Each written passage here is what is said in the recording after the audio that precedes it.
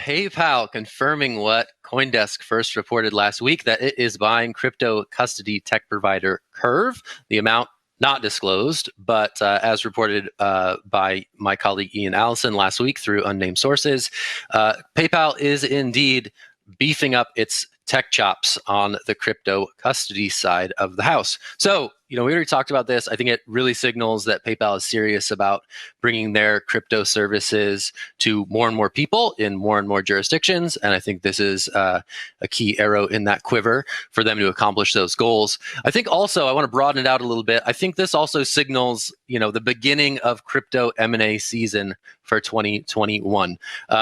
As big institutional players embrace this asset class and roll out services related to Bitcoin and other cryptocurrencies to their customer base, they're going to need these tech solutions to make it happen in a way that is safe, secure, and compliant.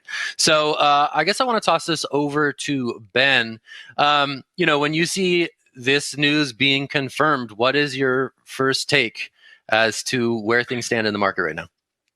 Yeah, I think it shows a certain level of market maturity, right? You're seeing, these firms get valued quite highly. You're seeing big players acquire them. We all reacted when CoinDesk first reported that PayPal was probably getting in to the crypto game over a year ago. You saw markets react to that and that get a lot of traction. And so this just kind of shows maturity in my mind, because you're starting to see these companies function like in parallel to some more traditional markets that we might have seen. So I think there's going to be opportunities out there for firms that are really kind of not nascent, but have been native to the space for a while. And this could just be the first in a long line of it. But, Naomi, what do you think? Well, the biggest thing around PayPal and crypto right now is that you can't withdraw it. You can't use it for anything. It's not really crypto in that regard. So as we start to see, PayPal's own involvement in the crypto space mature, I'm interested to see where that leads. Like, as we start to be able to pay for things, the whole point of PayPal is as like a digital form of payment on the internet. You use it to make purchases every day. That's why people use it. So it is very clear that that's the direction they want to go in regarding crypto and getting people using it for purchases. Are they going to start rolling out some tax software to help people when they then have to report that at tax time and figure out what the capital gains are for everything? It would be interesting, because that would actually be kind of cool, like I'm all about holding my own crypto and doing everything myself, being my own bank. But if someone made it super easy to do all the reporting, that would be a very cool service. Yeah, so this, this is a 40-person team roughly with a major presence in Tel Aviv, Israel. But yeah, bringing in those tech chops on the crypto custody side should enable PayPal to sort of innovate more quickly and into more markets. Anna, I'm tossing this to you because I'm curious for your take from Russia. What's the chatter around PayPal's crypto service? Obviously, it only serves U.S. customers at this point.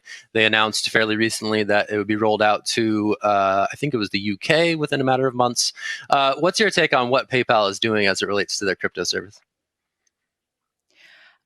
Well, I would say that there wasn't that much hype probably about PayPal in Russia and Eastern Europe when the news came.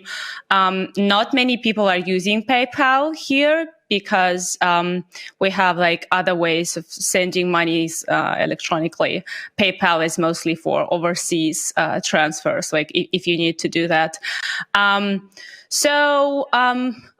I personally, I'm still like, okay, they acquired another custodian. What does it give to a user actually? Like, would an ordinary user feel the difference because you still can't withdraw the crypto that you can buy with PayPal? It's still with the PayPal treasury, and you're like seeing some numbers on your screen, but I don't know.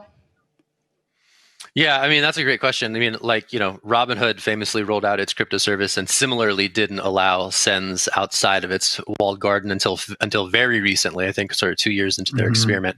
So there is a timeline in which maybe PayPal rolls out similar functionality, and having in-house tech chops to accomplish that maybe accelerates that, but that's all speculation at this point.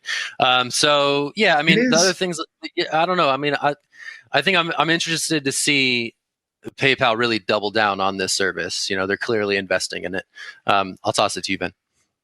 Yeah, no, I was going to say, like, I think what this does do is this is kind of like signposts that point towards future action. And that's how we can start reading them as we see this play kind of happening in a variety of different ways. Like you said, Robinhood just recently allowed crypto withdrawals. And, this signals that PayPal may one day go that route. But the more instances we have of companies doing M&As like this, it can tell us about their behavior in the future. And that's when that like roadmap is very clear. I think it'll give us a lot of value, not as consumers, but also as a, market overall.